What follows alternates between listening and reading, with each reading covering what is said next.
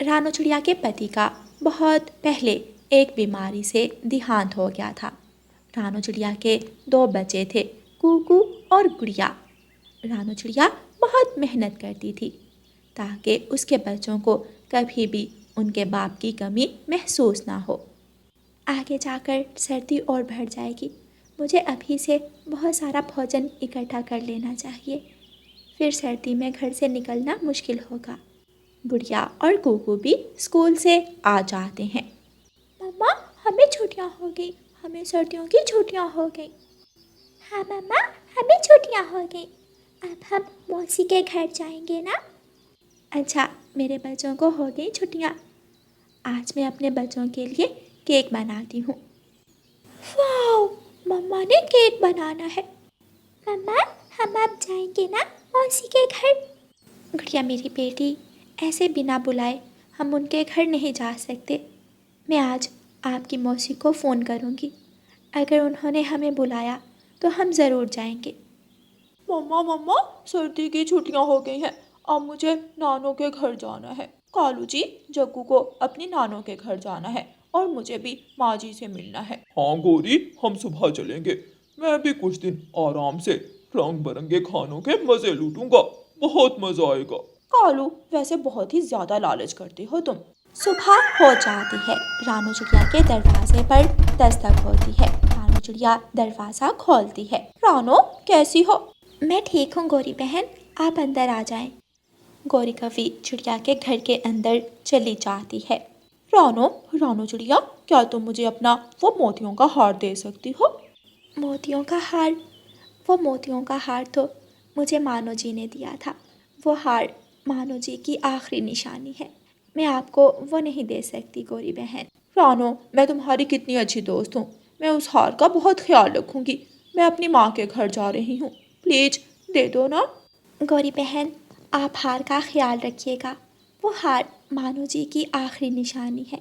रानू चिड़िया अलमारी से हार निकाल कर गौरी कव्वी को दे देती है।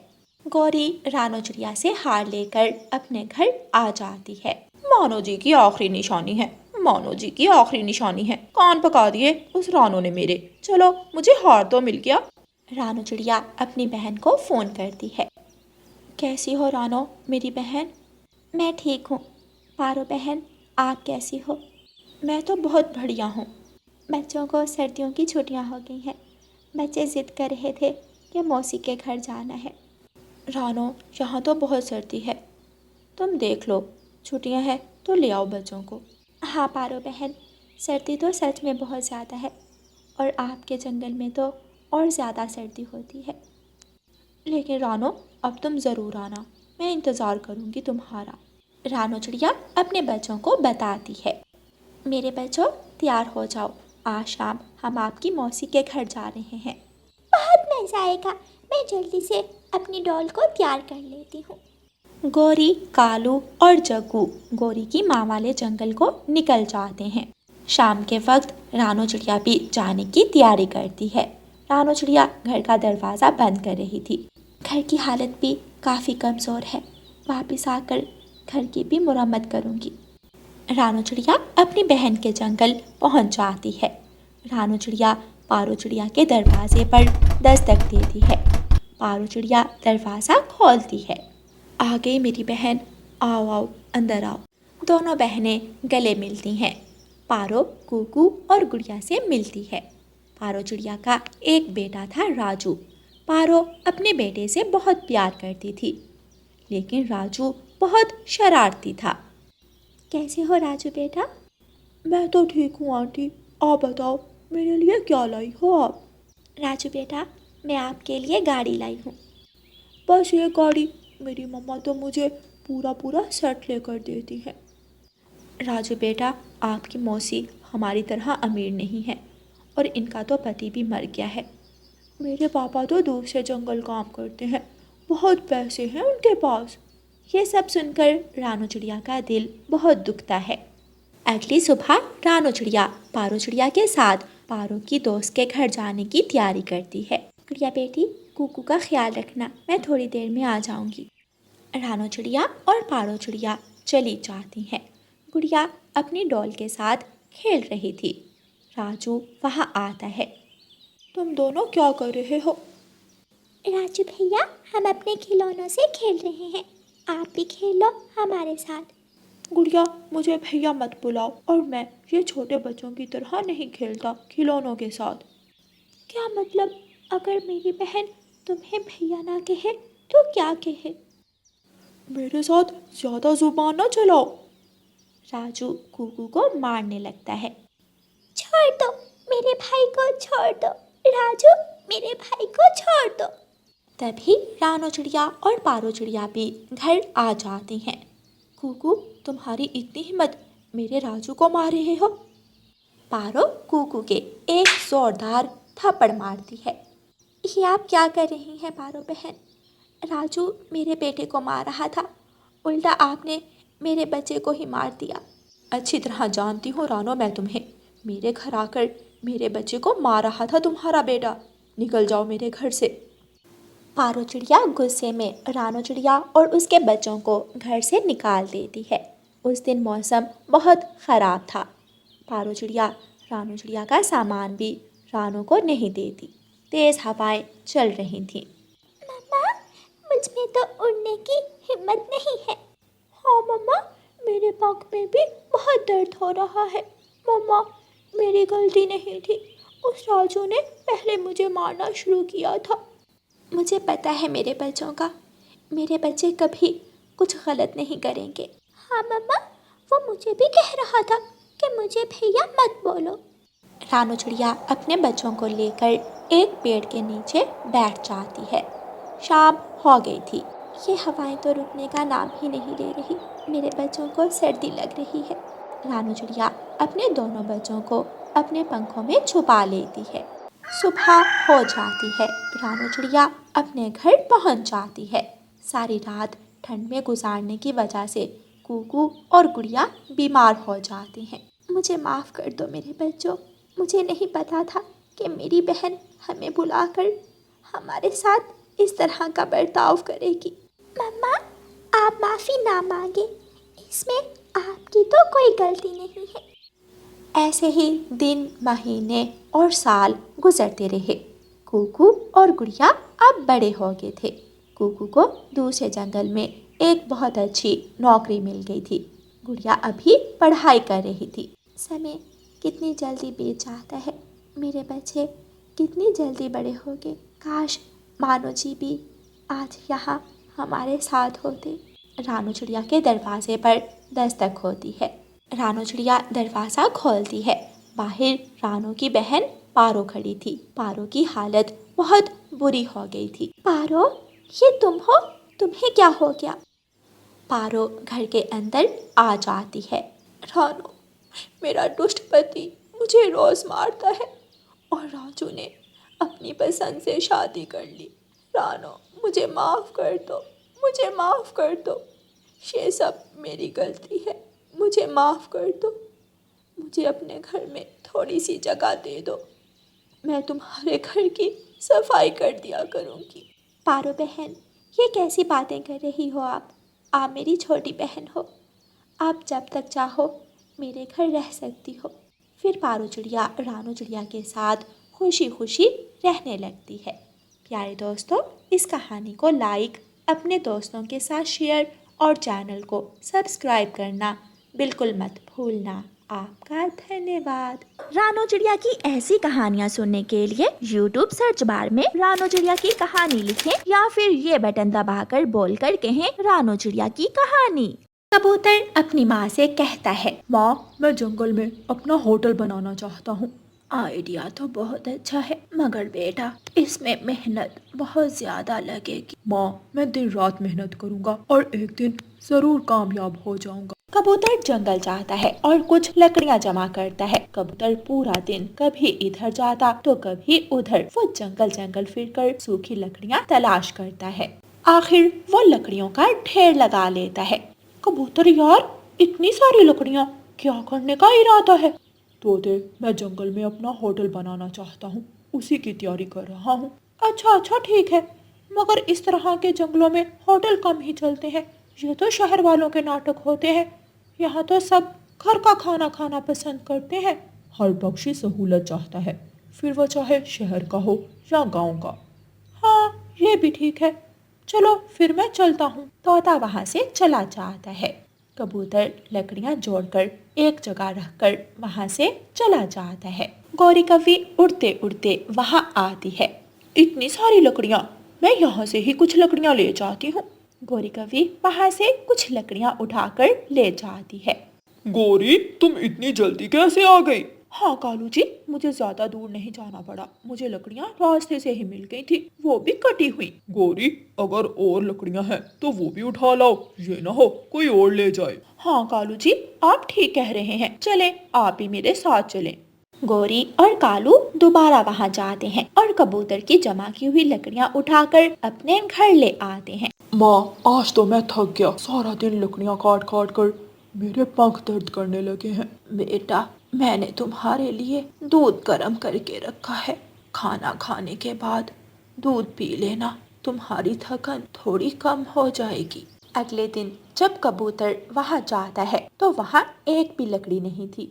ये क्या हुआ? मेरी लकड़ियाँ कौन ले गया? अब मैं क्या करूँगा? कबूतर पहले तो बहुत परेशान होता है, लेकिन फिर सोचता है बैठकर रोने से बेहतर है दोबारा कोशिश की जाए। मैं हिम्मत नहीं हारूंगा, मैं दोबारा कोशिश करूंगा। हाँ, मैं करूंगा। कबूतर खुद में हिम्मत पैदा करता है और अपना कुल्हाड़ा उठाकर जंगल से लकड़ियां लेने के लिए निकल जाता है। कबूतर सूखा पेड़ ढूंढकर लकड़ियां काटता है और उनको एक जगह इकट्ठा करता है। ये जगह ठीक है, मैं इन लकड़ियों को यहाँ रखूंगा और अपना घोंसला भी उठाकर यहाँ ले आऊंगा। कबूतर अपने घर जाता है और अपना घोंसला उठाकर उन लकड़ियों के पास ही ले आता है। कबूतर दिन रात मेहनत करता है और अपना होटल बनाने लगता है। कबूतर ना तो दिन देखता है और ना ही रात, बस काम करता रहता है। बहुत महीनों की मेहनत के बाद कबूतर एक छोटा सा होटल बना लेता है और काम शुरू करता है। पहले पहले तो कोई पक्षी भी कबूतर के होटल नहीं आता, मगर आहिस्ता आहिस्ता कबूतर के अच्छे खानों को देखकर पक्षी वहाँ आने लगते हैं। बधाई हो कबूतर, तुम्हारा काम शुरू हो ही गया। कबूतर यार, मुझे एक प्लेट चावल दे दो। कबूतर तोते को चावल डालकर दे देता है। तोता चावल खाता है। वाह वाह, मजा आ गया। इतने मजेदार चावल मैंने आज तक नहीं खाए। मुझे लगता है ये माँ जी की रेसिपी है। हाँ, मैंने ये सब अपनी माँ से ही सीखा है। यूं ही दिन गुजरते के कबूतर का होटल तो खूब तरक्की करने लगा। कबूतर कुछ ही अरसे में एक और 5 स्टार होटल बना लेता है। ऐ ऊपर वाले, तेरा शुक्र है, तूने मुझे इतनी तरक्की और इतनी इज्जत दी। कबूतर सोनार की दुकान पर जाता है और वहाँ से अपनी माँ के लिए सोने के कंगन और एक हार लेता है। उसी जंगल में एक रानो चिड़िया भी रहा करती थी, जो बहुत गरीब चिड़िया थी। वो पढ़ लिख तो गई थी, मगर उसे कहीं भी अच्छा काम नहीं मिलता। माँ, काश मैं अपने घर के हालात को बदल सकती। माँ, आपने मुझे दिन रात मेहनत करके पढ़ाया, मगर अब मेरी पढ़ाई का क्या फ़ायदा। हर रोज़ मैं मारे मारे फिरती हूँ, मगर मुझे कहीं भी काम नहीं मिलता। रानो बेटी, अगर किस्मत में हुआ तो मिल जाएगा काम, परेशान ना हुआ करो। रानो चिड़िया को अपने घर के हालात देखकर बहुत दुख होता था। रानो चिड़िया रात के वक्त अपने घर से बाहर बैठी हुई थी। कितनी मेहनत की, क्या क्या सोचा था, बड़ी होकर ये करूँगी, बड़ी होकर वो करूँगी, मगर अब बड़ी हुई हूँ तो समझ में नहीं आ रहा कि आखिर करूँ क्या। अगले दिन रानो चिड़िया कबूतर के होटल पर जाती है और काम के बारे में पूछती है। हाँ रानो चिड़िया, मुझे भी काम के लिए किसी की जरूरत तो है। मैं तुम्हें 1 महीने का 1000 रुपए दूंगा। हाँ कबूतर भैया, ठीक है, आपका बहुत बहुत शुक्रिया। मगर तुम्हें एक वादा करना होगा, तुम मेरी सीक्रेट रेसिपीज के बारे में कभी भी किसी को नहीं बताओगी। वादा, पक्का वादा। कबूतर भैया, आप परेशान न हो, जैसा आप कहेंगे मैं वैसा ही करूँगी। शाम को रानो चिड़िया खुशी खुशी अपने घर जाती है और अपनी माँ को जाकर बताती है। रानो बेटी, अब दिल लगा कर, और हाँ, मेरी एक बात हमेशा याद रखना, जो भी काम करना हमेशा ईमानदारी से करना। अगर तुम ईमानदारी के रास्ते पर चलोगी तो तुम बहुत आगे जाओ। हाँ माँ, मैं काम दिल लगा कर करूँगी। अगले दिन रानो चिड़िया खुशी खुशी होटल चली जाती है। सबसे पहले इसमें हम ऑयल डालेंगे। ऑयल डालने के बाद थोड़ा जीरा और थोड़ी देर भुनाई करने के बाद हम इसमें कबूतर रानू चिड़िया को सारा काम बताता है। रानू चिड़िया बहुत ज़हीन थी। वो कुछ ही दिनों में सब समझ जाती है और काम करने लगती है। एक दिन रानू चिड़िया काम पर आ रही थी कि उसे रास्ते में गौरी कवि रोक लेती है। अरे रानो, क्या तुम उस कबूतर के साथ काम करने लगी हो? हाँ, मैं उनके साथ ही काम करती हूँ। कितनी तनख्वाह देता है? ऊपर वाले का शुक्र है, गुजारा अच्छा हो जाता है। अच्छा गौरी बहन, अब मैं चलती हूँ। रानू चिड़िया वहाँ से चली जाती है। अच्छा गुजारा हो जाता है। आई बड़ी शौकी, क्या मौत पड़ जाती अगर बता देती कि कितना कमाती है। जैसे ये तरक्की कर रही है, लगता है खूब कमाती है। मुझे भी कुछ करना होगा। गौरी कवि अपने घर जाती है। कालू जी, तुमने देखा है रानू चिड़िया को? वो तो कबूतर के साथ काम करती है और सुना है खूब तरक्की भी करती जा रही है। क्यों ना हम उसे वो काम छीन ले। मैं कल ही कबूतर से बात करूंगा और मुझे उम्मीद है वो मुझे भी काम दे देगा। प्यारे दोस्तों, इस कहानी का अगला भाग देखने के लिए कल तक इंतजार करें और आपको ये वाला भाग कैसा लगा है हमें कमेंट करके ज़रूर बताएं। और प्यारे दोस्तों, इस कहानी को लाइक, अपने दोस्तों के साथ शेयर और चैनल को सब्सक्राइब करना बिल्कुल मत भूलना। आपका धन्यवाद। रानू चिड़िया की ऐसी कहानियाँ सुनने के लिए YouTube सर्च बार में रानू चिड़िया की कहानी लिखें या फिर ये बटन दबाकर बोलकर कहें रानू चिड़िया की कहानी। कालू जी जल्दी करें, पहले ही देर हो गई है। आधे पक्षी तो नाश्ता किए बिना ही चले गए होंगे। ना जाने मेरी आंख जल्दी क्यों नहीं खुलती। हाँ चलो, सब तैयार है। गौरी कवि और कालू कौवा अपना कुछ सामान लेकर अपने चाय वाले ढाबे पर चले जाते हैं। आ जाओ, चाय पराठा खा लो, चाय पराठा खा लो। बहुत सारे पक्षी गौरी कवि के ढाबे से ही नाश्ता करके अपने अपने काम पर निकल जाते थे। गौरी, मुझे एक कप चाय और दे दो। पहले पहली चाय के पैसे दो, फिर मिलेगी दूसरी चाय। कौन सा कहीं भागा जा रहा हूँ? कितनी कंजूस हो तुम। किसे बोला कंजूस? मैं कंजूस हूँ? तुम्हारी इतनी हिम्मत? तुम्हारी माँ होगी कंजूस, तुम्हारी बहन होगी कंजूस, तुम होगे कंजूस। मेरी माँ के बारे में कुछ मत कहो, वरना क्या? तुम कर ही क्या लोगे? जब खुद पराठा बनाकर खाना पड़ेगा तो फिर पता चलेगा तुझे, मोटी चोंच वाले। मुझे हमेशा मोटी चोंच वाला कहती रहती हो। कभी अपनी चोंच भी देखी है तुमने? कितनी गंदी और बुरी है। जैसी खुद काली वैसी चोंच काली। रुक, तुझे तो मैं बताती हूँ। गौरी कवि तोते को मारने लगती है। तोता बेचारा मदद की गुहार लगाता है। बचाओ, कोई मुझे इस गंदी कवि से बचाए। गंदी कवि फिर से बोला। गौरी कवि अब तो तोते के ऊपर बैठ जाती है और उसे मारने लगती है। अब बोल। बचाओ, मुझे बचाओ। रानू चिड़िया वहाँ आती है। गौरी बहन, छोड़ दो इसे। क्या अब जान से मारोगी? अगर दोबारा मेरे ढाबे पर आया तो मैं तुम्हारा मुंह तोड़ दूंगी। रानू चिड़िया तोते को वहाँ से लेकर चली जाती है।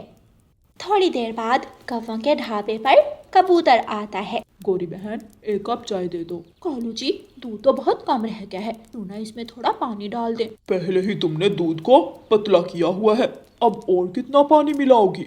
आप तो बस हर वक्त डरते ही रहते हो। कुछ नहीं होता, एक गिलास पानी और डाल देते हैं। गौरी कवि चाय में और पानी मिला देती है। कबूतर थोड़ी सी चाय पीता है और बाकी की चाय गिरा देता है। थू, ये चाय है, यूं लग रहा है जैसे गंदा पानी हो। मेरे पैसे मुझे वापस करो। अच्छी भली चाय थी, तूने गिरा दी। अब कोई पैसे वैसे वापस नहीं मिलेंगे। क्यों नहीं मिलेंगे? मेरे पैसे वापस दो, मेरे पैसे दो। अगर आप दोबारा बोले तो तोते की तरह मार कर भेजूंगी। गंदे कौवे, बुरे कौवे। ऐसे कहते हुए कबूतर भी वहाँ से चला जाता है। गौरी कवि और कालू कौवा अपने घर चले जाते हैं।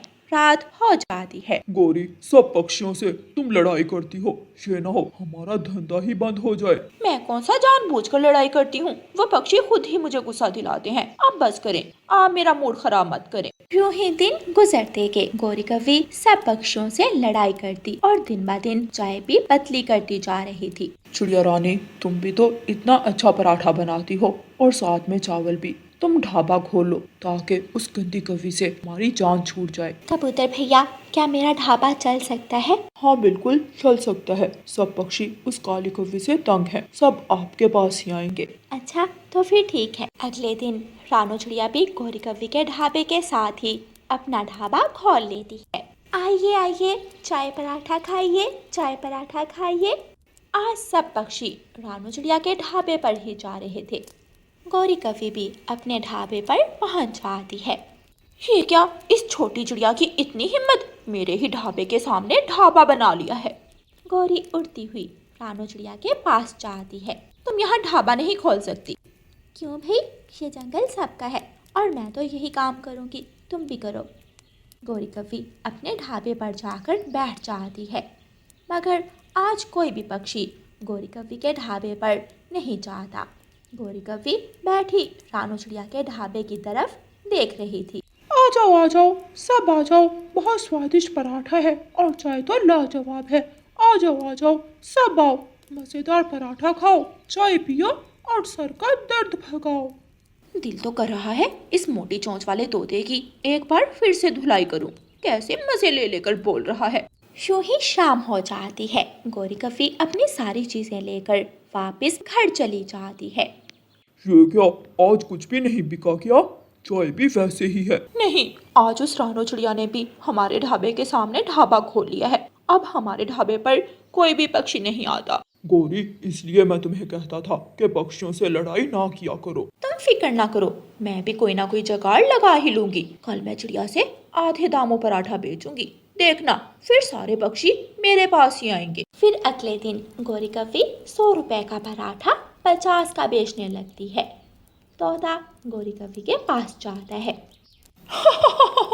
100 का पराठा 50 का? अगर अब तुम 100 वाला पराठा 10 का भी बेचो तो फिर भी तुम्हारे ढाबे पर कोई नहीं आएगा। रुक जरा, तू लगता है पहली मार भूल गए हो। तोता वहां से चला जाता है और रानो चिड़िया के पास जाता है। आज भी सारे पक्षी रानो चिड़िया के ढाबे पर ही आ रहे थे। काम तो बंद हो गया। इस चिड़िया के होते हुए कोई भी मेरे पास नहीं आएगा। मुझे अब कोई और काम तलाश करना होगा। आज भी सारा दूध ज़ाया हो जाएगा। कितना नुकसान हो गया मेरा। कालू कौवा वहां आता है। कालू जी, चलो उठाओ चीजें, घर चले। अब यहाँ हमारी दाल नहीं गलने वाली। कालू कौवा और गौरी कवि अपनी चीजें उठाते हैं और अपने घर की तरफ निकल जाते हैं। रानो चिड़िया के ढाबे पर पक्षियों की लाइनें लगी हुई थीं। कबूतर भैया, अगर आप मुझे ये मशवरा ना देते तो मैं कभी भी ये काम ना कर पाती। इसी खुशी में एक कप चाय और हो जाए। हाँ, क्यों नहीं। आज हम सब मिलकर चाय पियेंगे। आज की चाय मेरी तरफ से। फिर वो सब मिलकर चाय पीते हैं और हंसते हैं। प्यारे दोस्तों, इस कहानी को लाइक, अपने दोस्तों के साथ शेयर और चैनल को सब्सक्राइब करना बिल्कुल मत भूलना। आपका धन्यवाद।